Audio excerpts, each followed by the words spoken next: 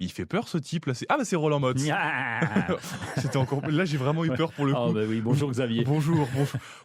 Bon, pour Halloween, vous nous parlez des courges. Mais oui, c'est normal, puisqu'on Bah on décore sa maison avec des courges. Je ne parle pas forcément de vous, mais je parle de toutes les courges, les potirons qui peuvent exister et qu'on va ça va mettre. pas Quoi ? Vous m'avez traité de courge? Mais non, c'est une petite blagounette bon, de là. jardinier, très Oh, traditionnelle. ils sont marrants les jardiniers. Ah là là, qu'est-ce qu'on rigole. qu'est-ce qu'on rigole entre nous, ça c'est sûr, oui.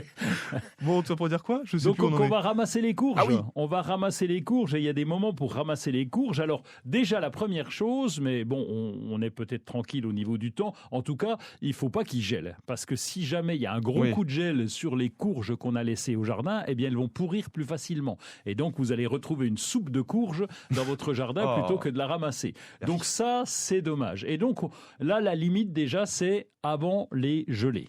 On ramasse les courges avant les gelées. Ça, c'est le premier point. Mais sinon, comment on fait pour savoir que la courge est prête? Alors, c'est là qu'est l'os, hélas, parce que Vous ne savez rien, vous êtes perdu. Mais si, il y a des techniques, il y a des techniques quand même. D'abord, on va essayer de connaître la variété. Quel type de variété vous avez planter, semer, et donc en fonction, eh bien, on va attendre quelle est la couleur, la bonne couleur, parce que Ça se tient. la couleur change en fait. Elles peuvent être jaunes au début et devenir rouges progressivement. C'est le cas du rouge vif d'étampe par exemple, un gros potiron qui est bien rouge, et donc là on attend déjà qu'il soit rouge. La jack-o'-lanterne, vous la connaissez celle-là ? C'est celle qu'on creuse traditionnellement? Exactement, Ah oui. c'est celle-là. Et elle est orange, donc elle doit être assez volumineuse et orange. Donc là, on peut la récolter même avant les gelées.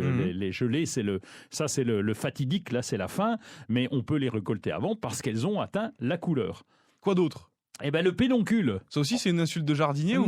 Non, c'est pas. Et c'est en un mot, et c'est pas une insulte. Le pédoncule, eh bien, c'est ce qui relie, c'est la petite tige qui relie le fruit à la tige. Ah oui. Et ce pédoncule, eh bien, s'il est encore vert, c'est que il y a encore un peu de vie dans la plante, donc là on le cueille pas. Mais c'est quand il est tout ridé, tout sec et tout ridé, là on peut dire ça y est, c'est la fin, on peut récolter.